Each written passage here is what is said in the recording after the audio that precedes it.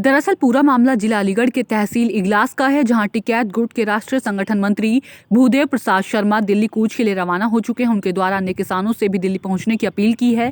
भूदेव प्रसाद शर्मा के द्वारा रोते हुए किसानों से दिल्ली पहुंचने की अपील की है। उनके द्वारा जानकारी देते हुए बताया गया, दिल्ली के लाल किले पर किसी और ने झंडा फहराया। दिल्ली में हुई हिंसा में उनके किसी भी किसान नेता का हाथ नहीं है। मौजूदा सरकार के द्वारा षड्यंत्र करके किसानों को फंसाने की साजिश की गई है।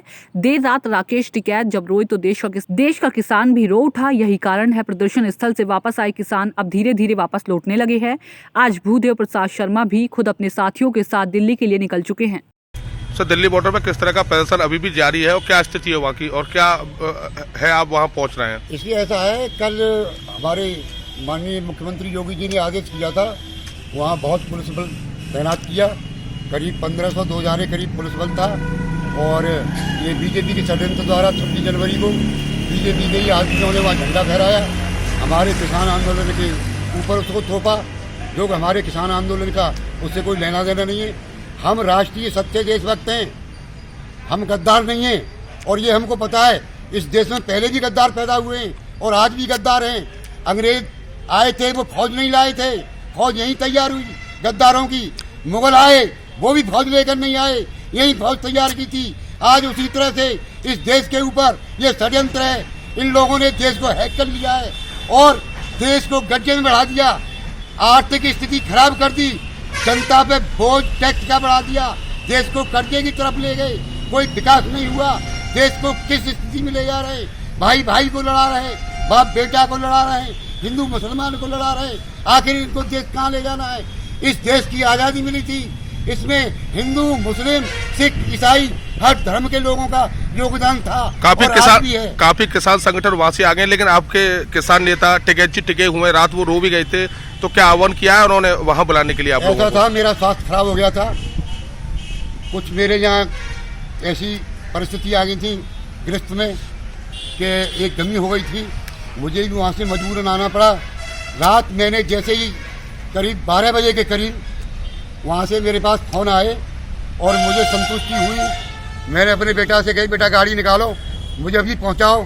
लेकिन कोहरा इतना था, 2 मीटर भी आगे कुछ दिख नहीं रहा था, इसलिए मैं जाने में समर्थ रहा।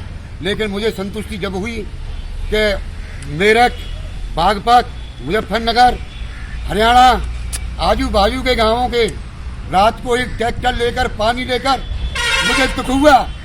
मेरी भी आंखों में उस दिन आंसू थे जिस दिन मैं धन पर बैठा था। और रात को मैंने जब अपने राष्ट्रीय प्रवक्ता नरेश टिकैत जी को नम आंखों से देखा, मेरी छाती के टुकड़े टुकड़े हो गए, मैं सहन नहीं कर पाया।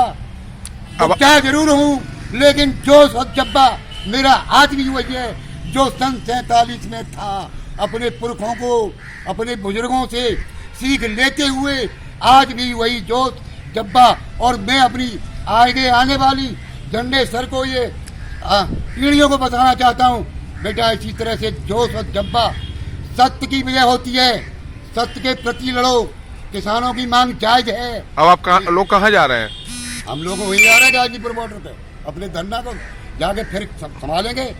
पुलिस ने हैक करने की कोशिश की, पुलिस कोई और नहीं है, पुलिस में हमारे ही बेटे हैं, हमारे ही भाई हैं, नौजवान सीमा पे भी हमारे बेटे हैं, हमारे भाई हैं।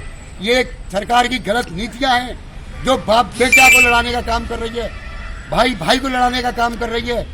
देश के नागरिक मुस्लिम भी हैं, सिख भी हैं, ईसाई भी हैं, हिंदू भी हैं, सभी इसी देश की औलाद है, उसी परमात्मा की औलाद है। धर्म और मजहब तो अलग है। क्या नाम है आपका? मेरा नाम भूदेव प्रसाद शर्मा, राष्ट्रीय संगठन मंत्री।